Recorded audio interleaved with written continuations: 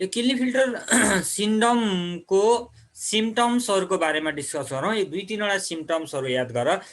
प्रत्येक सिन्ड्रोमको 2-3 वटा सिम्पटम्सहरु एक्जाममा सोधिन्छ। झुक्काइ झुक्काइ सोच, कहिलेकाहीँ सिम्पटम्स दिएर है यो कुन सिन्ड्रोम हो भनेर सोध्न सक्छ सर्ट क्वेशन 1 मार्क्सको सर्ट क्वेशनमा। कहिलेकाहीँ त सिम्पटम नै सोध्छ है त डाइरेक्ट।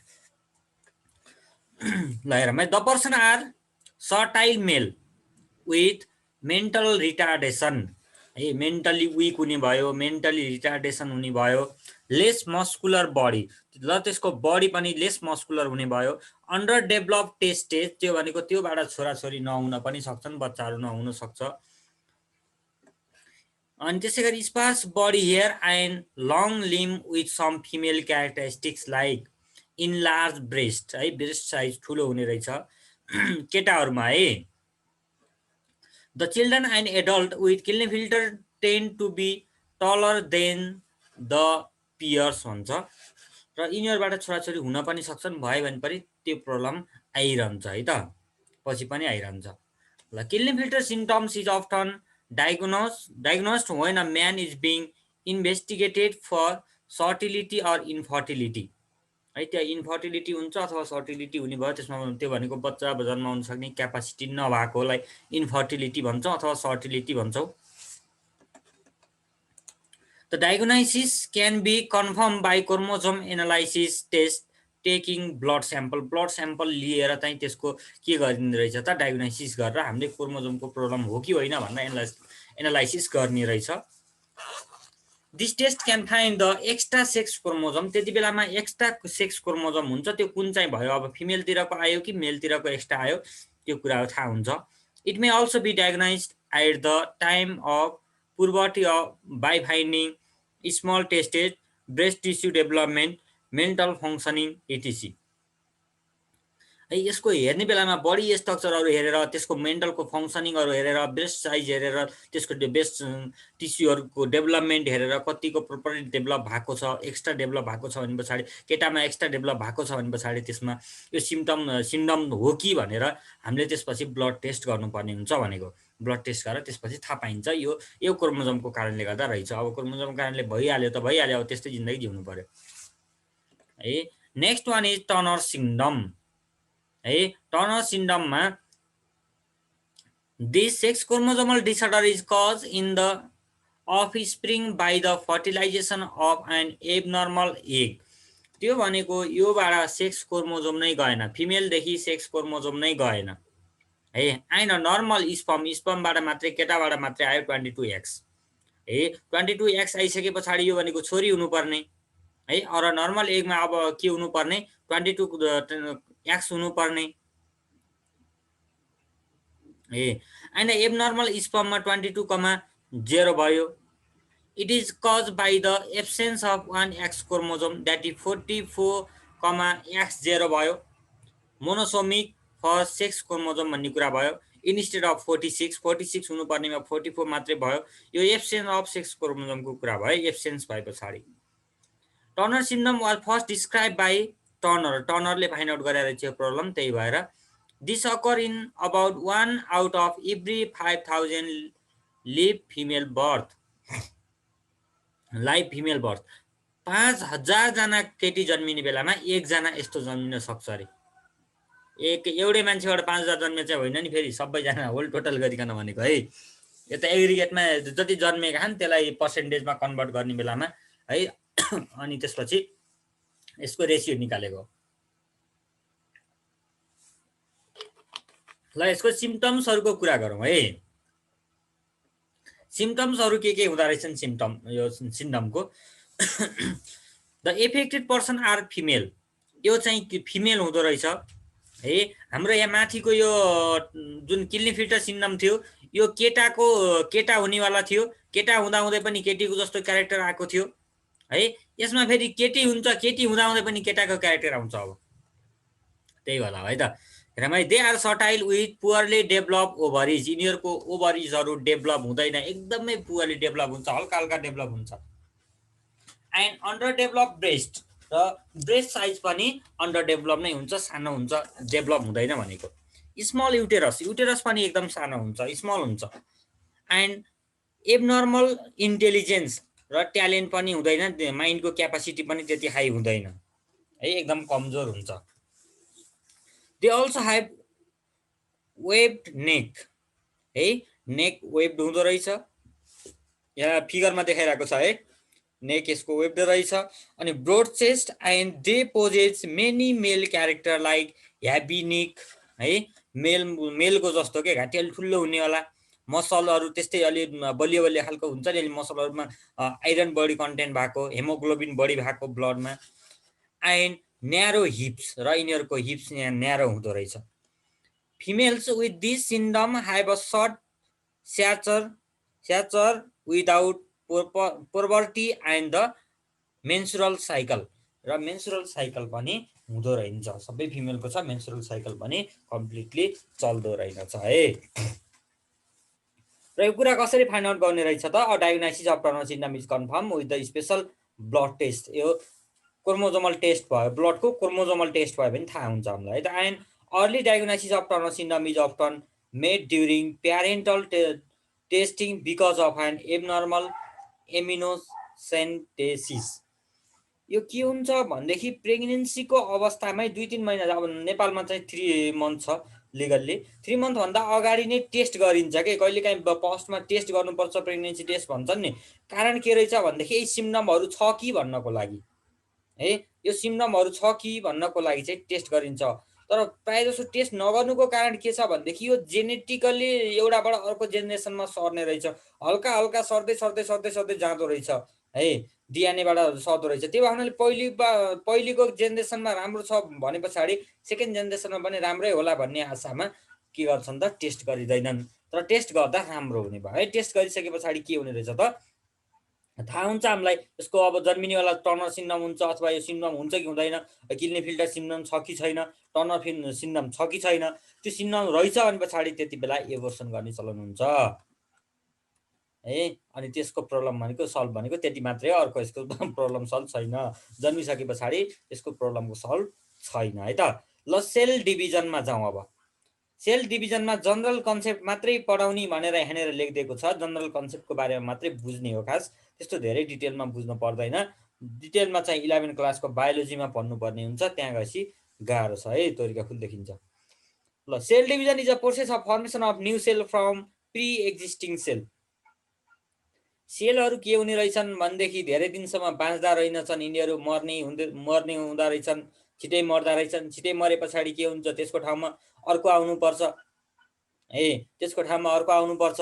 अब अर्को आउनलाई के हुनु पर्यो, अर्को जन्मिनु पर्यो हो, त्यो अर्को जन्मिने प्रोसेसलाई के भन्दा रहेछौँ हामी, सेल डिभिजन भन्दा रहेछौँ है। The new cell are similar to pre existing cell, त्यो भनेको पहिलेको जस्तै सेल हुँदो रहेछ नयाँ सेल पनि, इन मेनी क्यारेक्टरिस्टिक्स, र त्यसले धेरै क्यारेक्टरिस्टिक्सहरू पहिलेको जस्तै गेन गर्दो रहेछ है। एउटाबाट अर्को डेभलप हुने हो यो भनेको है, नयाँ फर्मेसन हुने हो। The mode of division of cell is similar among all the living organism, सबै लिभिङ अर्गानिजमहरूमा यो मोड अफ फर्मेसन उस्तै उस्तै हुन्छ, सेम हुन्छ भनेको। There are 2 types of cell division in the living beings for their growth है, बन्नको लागि, डेभलप हुनको लागि, त्यसै गरी एउटाबाट अर्को जन्माउनको लागि, नयाँ जेनेरेसनको लागि cell division is most important. सही सेल डिभिजन भएन भने पछाडि त्यो एउटाबाट अर्को फर्मेसनै हुँदैन। ल डेभलपमेन्ट र रिप्रोडक्सनको लागि यो एकदम इम्पोर्टेन्ट छ।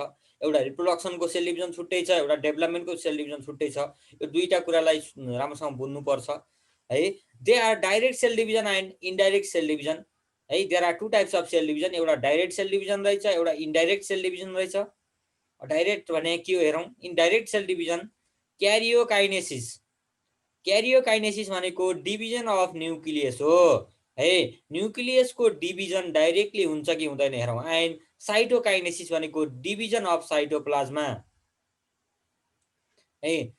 न्युक्लियस र साइटोप्लाज्मा एकैचोटि डिभिजन हुन्छन् भने पछाडि त्यसलाई हामी के भन्यौँ, डाइरेक्ट सेल डिभिजन भन्यौँ। ल नेक्स्टमा जाउँ है। अब यसमा डाइरेक्ट सेल डिभिजन भनेको के रहेछ भनेदेखि एकैचोटिमा न्युक्लियस र साइटोप्लाज्माको एकैचोटिमा डिभिजन हुन्छ भने पछाडि त्यसलाई हामी के भन्यौँ, डाइरेक्ट सेल डिभिजन भन्यौँ। This kind of cell division is called amitosis cell division है, अमाइटोसिस भन्ने है यसलाई, amitosis cell division. In it formation of spindle fibre and division of chromosome do not takes place. यसमा के हुँदो रहेछ त, क्रोमोजोमको डिभिजन हुँदो रहन्छ। इन इन्डाइरेक्ट सेल डिभिजन है, इन्डाइरेक्ट सेल डिभिजनमा के हुँदो रहेछ त, karyokinesis is followed by cytokinesis of the sale.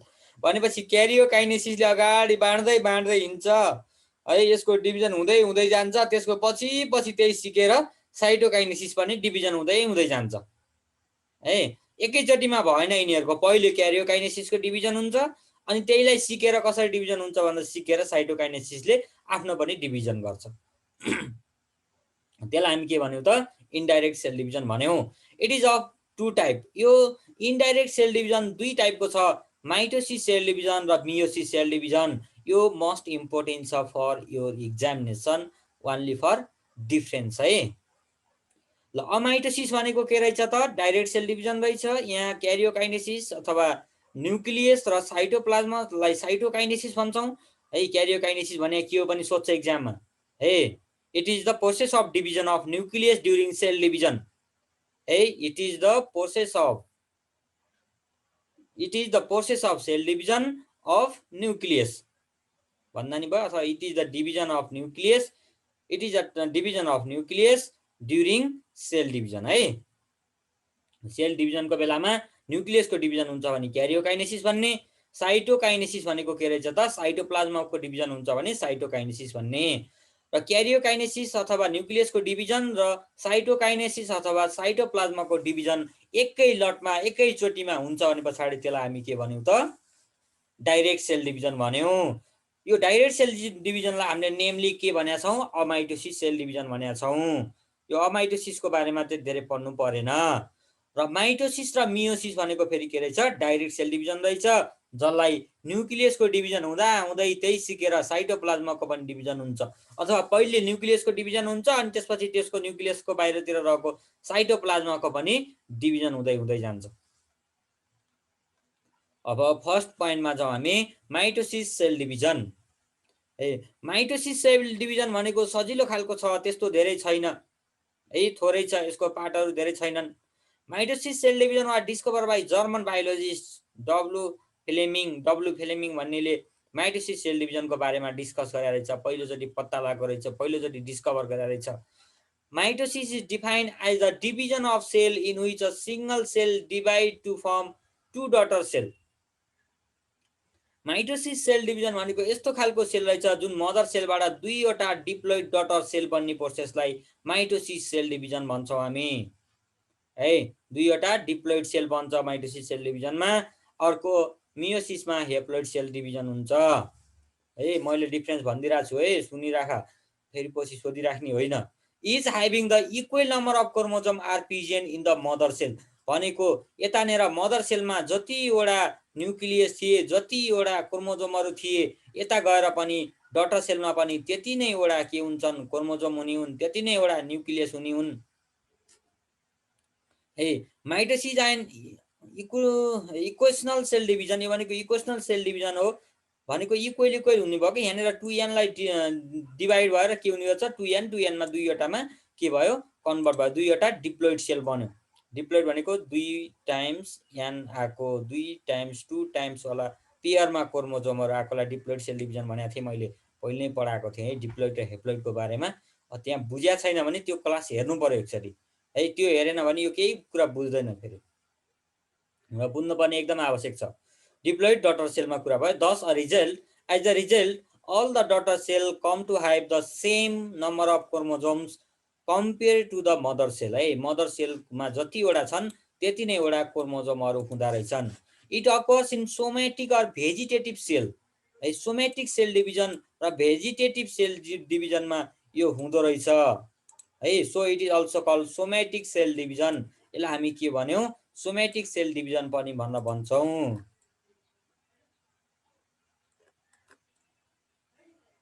है। त्यसलाई हामी के भन्यौँ, सोमेटिक सेल डिभिजन पनि भनेर भन्यौँ। ल कुरा त्यही हो है त्यो सेल डिभिजनको। अब त्यसको सिग्निफिकेन्समा जाउँ। एउटा सोध्न मन लाग्छ। यस्तो हुन्छ के हेर, यो माइटोसिस सेल डिभिजन भनेको के रहेछ भनेदेखि हाम्रो बडीमा के हुनुपर्ने रहेछ, माइटोसिस सेल डिभिजन भएर हाम्रो बडी ग्रोथ हुँदै जाँदो रहेछ, डेभलपमेन्ट हुँदै जाँदो रहेछ, त्यसलाई हामी सोमेटिक सेल डिभिजन भन्छौँ। एक्सेप्ट है, एक्सेप्ट किन यो रिप्रोडक्टिभ सिस्टममा यो लागू हुँदैन। जसरी जाइगोट फर्मेसन हुन्छ, जाइगोट भन्दा पनि अझ फिमेलमा ओभरीहरूबाट एग फर्मेसन हुन्छ, मेलमा चाहिँ टेस्टिसहरूबाट स्पर्म फर्मेसन हुन्छ, तिनीहरूको फर्मेसन हुने भनेको मियोसिस सेल डिभिजन हो। अनि हाम्रो बडीको ग्रोथ हुने, हाम्रो बडी हामी बच्चा थियौँ नि, बच्चा छँदा के थियो, हात सानो थियो, अलि बढेर यति लामो भयो, यति ठुला ठुला भए हातहरू, है खुट्टाहरू ठुला ठुला भए, हो तिनीहरूको डेभलपमेन्ट भनेको के रहेछ त, माइटोसिस सेल डिभिजन रहेछ। है ग्रोथ हुने, बन्ने, मोटाउने, यिनी सबै कसको कारनामा हो, माइटोसिस सेल डिभिजनको कारनामा हो। त्यो कुरा ट्याक्क सम्झिने है त। It occur in somatic or vegetative cell भन्न खोजेको त्यही हो है। यो दुईटा भनेको खासमा कुरो के रहेछ, डेभलपमेन्ट प्रोसेस हो यो भनेको। ल माइटोसिसमा 3-4वटा कुराहरू पढियो। त्यो 3-4वटा कुरा भनेको मदर सेलमा जतिवटा क्रोमोजोम हुन्छन्, डटर सेलमा त्यतिवटै हुन्छन्, र एउटा मदर सेल के भएर डेभलप भएर अथवा यसले चाहिँ के गर्दो रहेछ त, यसले डिभाइड भएर 2वटा डटर सेलमा डिभाइड गर्दो रहेछ, त्यो पनि डिप्लोइड डटर सेल हुँदो रहेछ। 3टा 4वटा 5वटा कुरा भन्दैछु है माइटोसिस सेल डिभिजनको। अब यसको सिग्निफिकेन्सबाट 1-2वटा कुरा आउँछन् फेरि। Mitosis cell division is essential for growth and development of multicellular organism. Multicellular organism भनेको हामी हो है, हामी जस्ता सेलुलर अर्गानिजमको लागि के चाहिने रहेछ, mitosis cell division must important छ, मस्ट एसेन्सियल छ है। नत्र भने तिमी जन्मिने बेला जत्रो हुन्थ्यौ त्यत्रै नै भइरहन्थ्यौ, माइटोसिस सेल डिभिजन भएन भने। The number of chromosome in the daughter cell remain equal to the number of chromosome in their mother cell. है छोराछोरीमा जतिवटा क्रोमोजोम हुन्छन्, बाबुआमा पनि त्यतिवटै हुन्छन् है, तलमाथि हुँदैन है। अनि जो सुरुमा जतिवटा क्रोमोजोम थिए पछि पनि त्यतिवटा नै क्रोमोजोम हुन्छन्। Mitosis play a significant role in wound healing and replacement of old dead cell. है मरिरहेका सेलहरू हुन्छन्, तिनीहरूको रिप्लेसमेन्टमा यसको चाहिँ ठुलो भूमिका देखिन्छ अरे है। Mitosis help in asexual reproduction like breeding, fragmentation. है असेक्सुअल रिप्रोडक्सन जहाँ जहाँ हुन्छ, जुन जुन प्लान्टहरूमा हुन्छ, नेक्स्ट च्याप्टरमा पढ्छौँ हो, तिनी सबैहरूमा चाहिँ यो के हुने रहेछ, मस्ट इम्पोर्टेन्ट छ है। तिनीहरूमा यसले हेल्प पुऱ्याउँदो रहेछ। माइटोसिस सेल डिभिजनबाट के हुँदो रहेछ त, एउटाबाट अर्को रिप्रोड्युस हुने रहेछन् असेक्सुअल रिप्रोडक्सनहरूमा। ल नेक्स्टमा जाउँ, meiosis cell division. Meiosis cell division is a type of cell division in which a mother cell divide into 4 daughter cell and each daughter cell having only 1/2 number of chromosome as compared to the mother cell. त्यो भनेको के हुँदो रहेछ भनेदेखि, जब mother sale छ रे एउटा, यहाँनिर मसँग मदर सेल 2n छ, मदर सेल 2n हुन्छ, यो डिभाइड भएर फर्स्ट चोटिमा 2वटा nn हुन्छ, त्यसलाई मियोसिस फर्स्ट भन्ने। अनि सेकेन्ड चोटि फेरि डिभाइड भएर के हुँदो रहेछ त, 4वटा यानमा कन्भर्ट हुँदो रहेछ, हाफ हुँदो रहेछ है, हाफ भएर कन्भर्ट हुँदो रहेछ। त्यसलाई हामी के भन्यौँ त, मियोसिस सेल डिभिजन भन्यौँ। The meiosis cell division is also called reductional cell division. यसलाई रिडक्सनल सेल डिभिजन किन भने हो, मदर सेलमा 2n अथवा डिप्लोइड क्रोमोजोम थिए, अनि त्यसपछि डटर सेलमा गएर हेप्लोइड क्रोमोजोम भए, घटे क्रोमोजोम, हाफले घट्यो। Because the number of chromosome is reduced to just half in the daughter cell as compared to their mother cell. Reduction किन भने भनेर एक्जाममा सोध्न सक्छ, point to be noted है। It occur in special cell type and at a specific period है। Specific sale टाइपहरू हुन्छन् र specific पिरियडमा मात्र यिनीहरू डिभिजन हुन्छन्। 24 घण्टा जति बेला मन लाग्छ त्यति बेलामा डिभाइड गर्दैनन्। It is reported in diploid germ cell or reproductive cell of sex organ. है रिप्रोडक्टिभ सेलहरूमा यो डिभिजन हुने रहेछ है, रिप्रोडक्टिभ सेक्स अर्ग्यानहरूबाट डिभिजन हुने रहेछ, अनि त्यस पछाडि जाइगोट फर्मेसन हुने हो। The cell undergoing division are call meiocytes. है त्यति बेलामा जुन सेल डिभिजनमा गइरहेको छ त्यसलाई हामी मियोसाइट्स भन्न भन्छौँ। Meiosis cell division comprise two division, meiosis first र मियोसिस सेकेन्ड। मियोसिस फर्स्ट र मियोसिस सेकेन्ड गरिकन यो के हुने रहेछ त कम्प्लिट हुँदो रहेछ।